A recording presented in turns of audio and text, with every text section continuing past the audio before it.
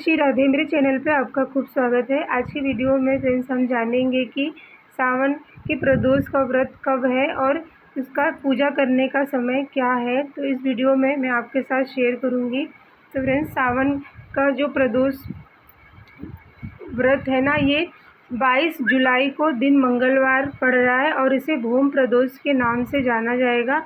तो इस दिन फ्रेंड्स, अगर आप व्रत उठाना चाहते हैं ना, तो आप व्रत उठा सकते हैं। और इसे कभी भी एक व्रत नहीं किया जाता है, इसे या पूरे साल करना होता है या फिर 11-21 का व्रत करके हमें उद्यापन करना होता है।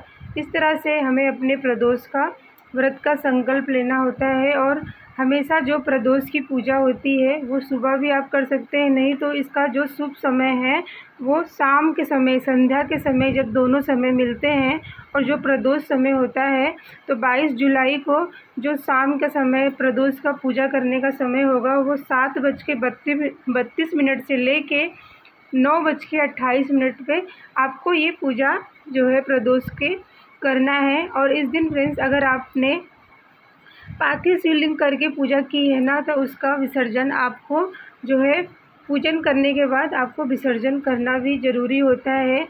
वैसे तो जो सावन के महीना होता है, सावन का हर दिन महीना खास है, लेकिन सावन की जो शिवरात्रि होती है वो विशेष तौर पे कहते हैं बहुत शुभ और पुनीत होती है।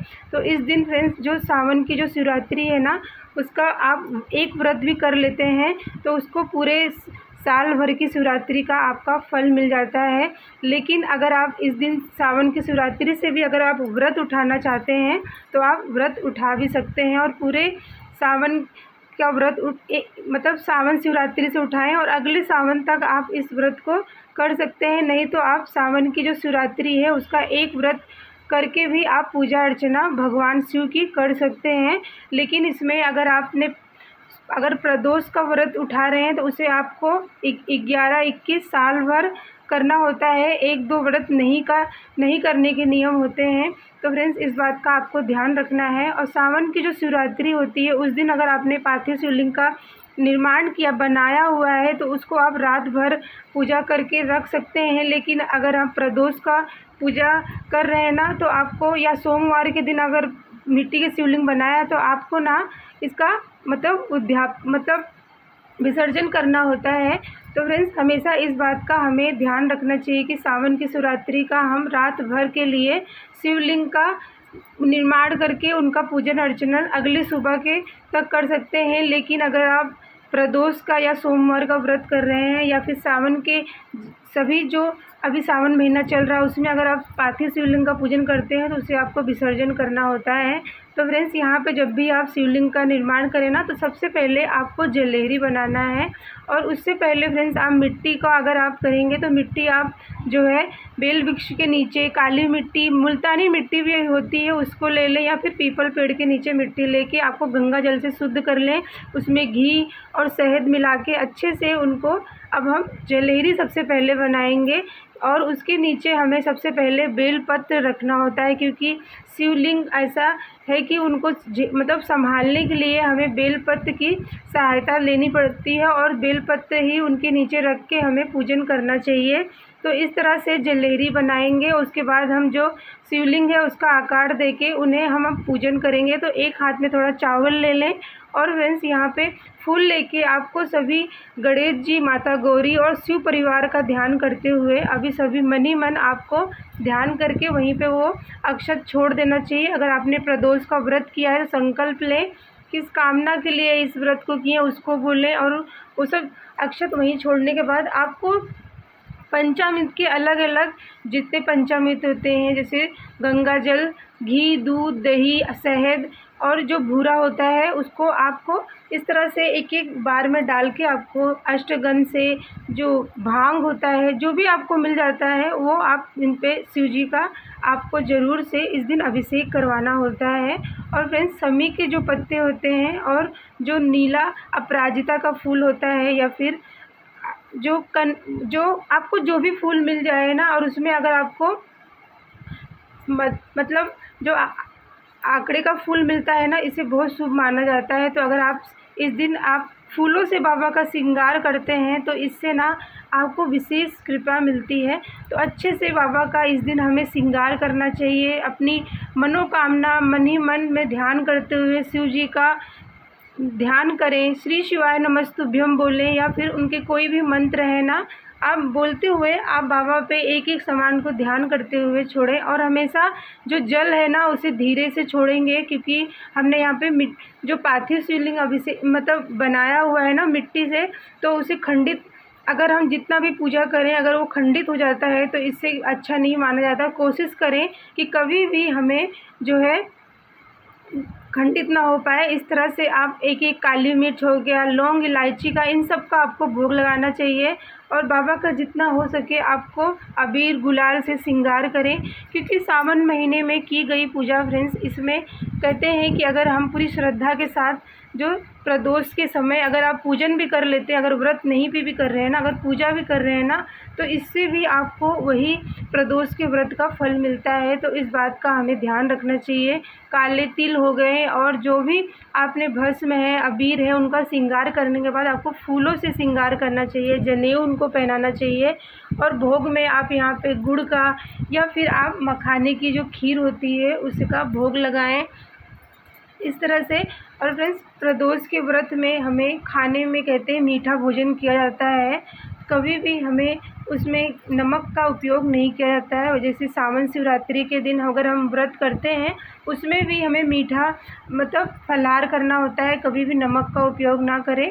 और नमक जब भी आप खाना चाहते हैं, जैसे समय शरीर में इतनी दिक्कत है, तो आप ना सेंधा नमक जो होता है उसे संध्या के समय पूजा करने के बाद खाएं। पूरा दिन आपको ऐसे ही मतलब पूजा शाम के समय अगर आप प्रदोष का व्रत करते हैं ना, संध्या के समय का पूजन विशेष तौर पे बहुत ही उत्तम और पुनीत पावन अगर आप इस तरह से पूजा करते हैं। और उसके बाद यहाँ पे सभी बाबा का श्रृंगार करने के बाद ना आपको कपूर से, लौंग से कपूर गौरम की आरती करना है। सबसे पहले गणेश जी, माता गौरी का हमें आरती दिखाना चाहिए, और उसके बाद फ्रेंड्स हमें कपूर गौरम की आरती करते हुए बाबा की आरती करें। और इस तरह से अपने जो प्रदोष का आपने पूजा किया है उसका आपको इस तरह का करके हमें पूजन करना बहुत ज़रूरी होता है। उसके बाद फ्रेंड्स आपको ना एक जल लेके आप आरती को ठंडा कर देंगे, और यहाँ पे अब हम जब तक ये दीपक जलता रहेगा ना तब तक हम जो है शिवलिंग का, हमने यहाँ पे जो पार्थिव शिवलिंग का निर्माण बनाया हुआ है उसका हमें विसर्जन भी करना होता है, क्योंकि प्रदोष के समय पे जो भी आपने पूजा किया है उसमें जो मिट्टी के पार्थिव शिवलिंग है ना उनका हमें अब यहाँ पे विसर्जन करना होगा। तो फ्रेंड्स हमें ना एक साफ़ बर्तन लेना जिसमें आपको खाना बनता भी ना हो, खाते भी ना हो, और उस समय पे जब दीप ठंडा हो जाए ना तो आपको यहाँ पे पूजा के जो भी मतलब विसर्जन करना होगा। सबसे पहले हम यहाँ पे जो गंगा मिला हुआ जल डालेंगे और उसमें शुद्ध जल भर लेंगे, और यहाँ पे उसको उनमें अष्टगंध, तिल और सभी सामान उसमें डाल के मतलब हम इसमें बाबा का जो शिवलिंग है ना उनका यहाँ पे विसर्जन करना है। तो हम सब कुछ इसमें अच्छे से मतलब जल को फूल से, अबीर से अच्छे से डाल देंगे, फूल की पंखुड़ियाँ डाल देंगे, और यहाँ पे अब उनका विसर्जन का हम ध्यान करेंगे। और मन ही मन हम बाबा से प्रार्थना करते रहेंगे कि बाबा आपकी जो भी हमने यहाँ पे सेवा की है वो आप स्वीकार करें, और आप मतलब मन ही मन उनका ध्यान करते हुए अब हम इसका जो निर्माण मिट्टी पार्थिव शिवलिंग किया उसका हम विसर्जन कर रहे हैं। तो इस तरह से फ्रेंड्स हमें जो है अपने हाथों से बाबा के उठा के पहले सबसे पहले अपने जो जल है ना अपनी वो जो थाली में जहाँ पे बाबा है उनको आँखों पे, अपने गले पे, मस्तक पे लगा लें। और फ्रेंड्स यहाँ पे जो जलेहरी है ना उत्तर की दिशा की तरफ जो जलेहरी होती है उसको हमेशा ना आपकी तरफ मतलब विसर्जन करते समय अपनी जो जलेहरी है अपने तरफ रखना चाहिए, और बाबा का इस तरह से हमें जो है विसर्जन करना चाहिए। और धीरे से उनको उसी जल में जो जल हमने तैयार किया है ना उसी जल में उनको हमें विसर्जन कर देना चाहिए। और थोड़ी से यहाँ पे अगर आप आरती कपूर से फिर से कर देते हैं, और कुछ भोग जो आपने भोग रखा वो भी वहीं पास में रख दें, और बाबा का जो जलेहरी है उसको मतलब जल में उसका जो मुख है ना अपनी तरफ ही रखें, और मन ही मन उसको जब आप जलेहरी को देखते हुए आपको अपनी मन, जब हम यहाँ पे विसर्जन करेंगे ना तो जलेहरी का जो उत्तर दिशा की तरफ जो भाग होता है उसे हमेशा विसर्जन करते समय अपनी तरफ रखना चाहिए। और जिस कामना के लिए आपने इस पार्थी शिवलिंग का निर्माण किया था उसको मनोकामना आपको बोलनी चाहिए उस जलेरी को देखते हुए। तो इस तरह से अगर आप पार्थी शिवलिंग को बना के और विसर्जन करते हैं तो आपको कई गुना फल मिलता है। तो हमेशा इस बात का हमें ध्यान रखना चाहिए। तो फ्रेंड्स, मैंने आपको यहाँ पे बताया कि सावन प्रदोष कब है और उसका पूजा विधि हमें कैसे करना है, पार्थी शिवलिंग का पूजा और विसर्जन हमें कैसे करना है। तो मिलती हूँ मैं फ्रेंड्स आपको अगली वीडियो में, तब तक के लिए जय जय श्री राधे।